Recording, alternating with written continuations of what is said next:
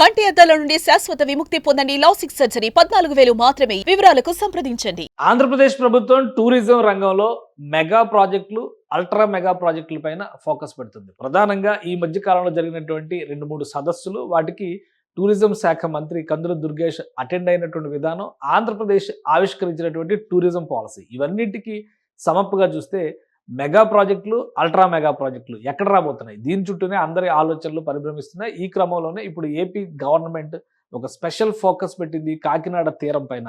ఎందుకంటే తీర ప్రాంతంలో ఉన్నటువంటి వనరుల్ని పెద్ద ఎత్తున వినియోగించుకునేటువంటి ప్రయత్నాలు చేయడం, మరోవైపు కొత్తగా డెవలప్ అవుతున్నటువంటి పోర్టులు, పరిశ్రమల ఆధారంగా చేసుకుని ఒక అల్ట్రా మోడర్న్ ఎకానమీని సృష్టించాలని ఏపీ సర్కార్ ప్రయత్నిస్తుంది. ఇందులో భాగంగానే కాకినాడకి అత్యంత సమీపంలో ఉన్న హోప్ ఐలాండ్ పైన ఆంధ్రప్రదేశ్ ప్రభుత్వం దృష్టి పెట్టింది. ఇప్పటివరకు ఐలాండ్ అంటే ఎక్కువ మంది భవానీ ఐలాండ్ గురించి, ఆంధ్రప్రదేశ్లో రాజధానిగా డెవలప్ అవుతున్నటువంటి అమరావతి రివర్ ఫ్రంట్ గురించి మాత్రమే మాట్లాడేవారు. కానీ ఇక మీదట హోప్ ఐలాండ్ గురించి మాట్లాడుకోవాల్సినటువంటి పరిస్థితి వస్తుంది. పెద్ద ఎత్తున ఇక్కడ టూరిజం రంగాన్ని ప్రోత్సహించాలని రాష్ట్ర ప్రభుత్వం భావిస్తుంది. అసలు హోప్ ఐలాండ్ ఏంటి?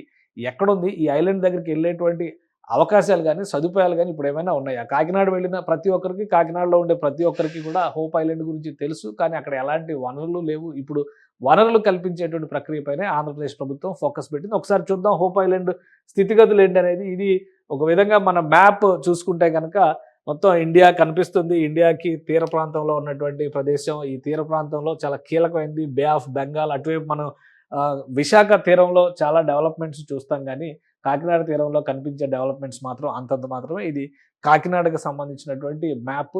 అన్ని విధాలా కూడా జాగ్రఫీ పరంగా చూస్తే కూడా అటు నుంచి ఇటువైపుకి, దక్షిణానికి, ఉత్తరానికి మధ్య, తూర్పు తీరానికి మధ్యలో ఇది చాలా కీలకమైనటువంటి పాయింట్. ఇక్కడ కనిపిస్తున్నటువంటి ఈ బ్లాక్ మార్కే ఈ హోప్ ఐలాండ్. ఈ హోప్ ఐలాండ్ కాకినాడ తీరంలో ఒకసారి మనం గమనించి చూస్తే కనుక కొంత దూరంగానే కనిపిస్తుంది. కానీ అక్కడికి వెళ్ళాలంటే ఖచ్చితంగా షిప్లు, చిన్న చిన్న పడవలు, స్టీమర్లు, బోట్లు లాంటి వాటిలో వెళ్లాల్సి ఉంటుంది. చాలా పొడవైనటువంటి ఐలాండ్ ఇది. ఈ ప్రాంతం మొత్తం కూడా విజయవాడ కృష్ణా నది తీరంలో ఎలా అయితే భవానీ ఐలాండ్ చూసామో, ఇది అంతకంటే కూడా పొడవైనటువంటిది. పైగా సముద్ర తీరంలో ఉన్నది.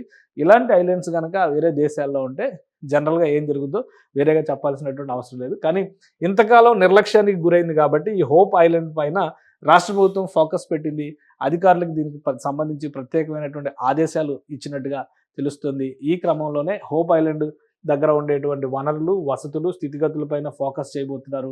ఇది హోప్ ఐలాండ్కి సంబంధించినటువంటి ముఖ చిత్రం. ఒకవైపు నుంచి చూస్తే కనుక చాలా పెద్దగా కనిపించేటువంటి స్వరూపం ఇది.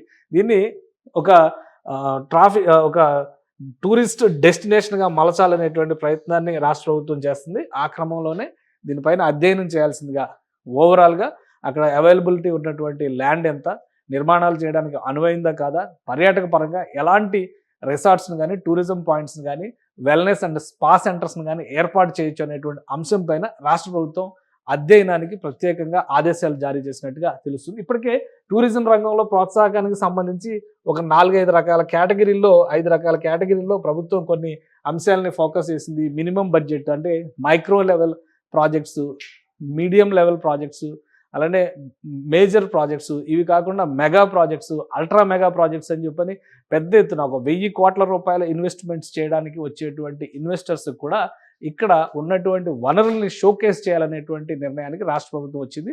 ఆ క్రమంలో చూసినప్పుడు హోప్ ఐలాండ్ అనేది మేజర్ ఇన్వెస్ట్మెంట్స్కి స్కోప్ ఉండేటువంటి అవకాశం ఉన్న ప్రదేశం. అందుకే అల్ట్రా మెగా ప్రాజెక్ట్స్ పేరుతో కొన్ని ప్రాజెక్ట్స్ని టేకప్ చేయాలి టూరిజం రంగంలో అనేటువంటి నిర్ణయానికి రాష్ట్ర ప్రభుత్వం వచ్చింది.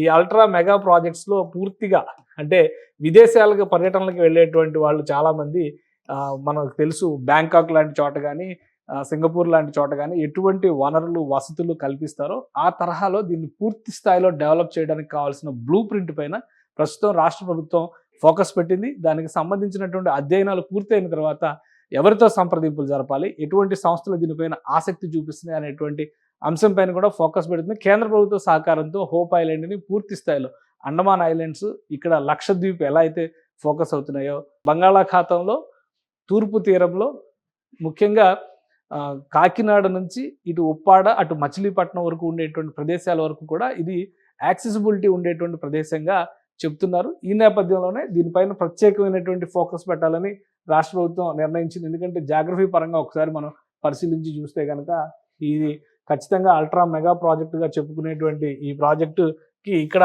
ఈ ప్రదేశాల్లో మొత్తం కూడా హోప్ ఐలాండ్కి సమీపంగా ఉన్నటువంటి ప్రదేశాలు మొత్తం కూడా ఇక్కడ గమనించవచ్చు మనం. ఇది హోప్ ఐలాండ్ అయితే కాకినాడ, ఇటు కొంచెం పైకి వెళ్తే ఉప్పాడ తీరం ఇవన్నీ కూడా వస్తాయి. ఉప్పాడ దగ్గర నుంచి ఇటువైపు నుంచి చూస్తే తాళరేవు దగ్గర నుంచి ఉండేటువంటి యానాం నుంచి కూడా టూరిజం డెవలప్ చేయడానికి చాలా వరకు స్కోప్ ఉంటుంది. కాబట్టి ఈ అంశాలన్నింటినీ దృష్టిలో పెట్టుకొని రాష్ట్ర ప్రభుత్వం ఒక మెగా ప్రాజెక్టుగా దీన్ని తీర్చిదిద్దాలని ఆలోచిస్తుంది.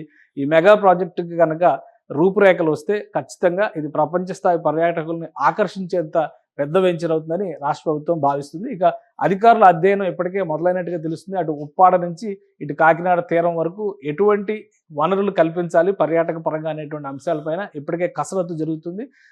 ఒక అధ్యయనం ప్రకారం టూరిజం శాఖ స్పెషల్ సెక్రటరీ చెప్పినటువంటి అంచనాల ప్రకారం కోస్తా తీరంలో 700 చోట్ల చిన్న చిన్న హార్బర్ల దగ్గర నుంచి అలానే బీచ్ల ఏర్పాటు వరకు అనేక అవకాశాలు ఉన్నాయి. వీటన్నిటిపైన సమగ్ర అధ్యయనం చేస్తామని చెప్పారు. సో అందులో భాగంగానే హోప్ ఐలాండ్ పైన స్పెషల్ ఫోకస్ పెడుతుంది ఏపీ సర్కార్. సుమన్ టీవీలో మీ పర్సనల్ అండ్ బిజినెస్ ప్రమోషన్స్ కోసం కింది నెంబర్కి కాంటాక్ట్ చేయండి.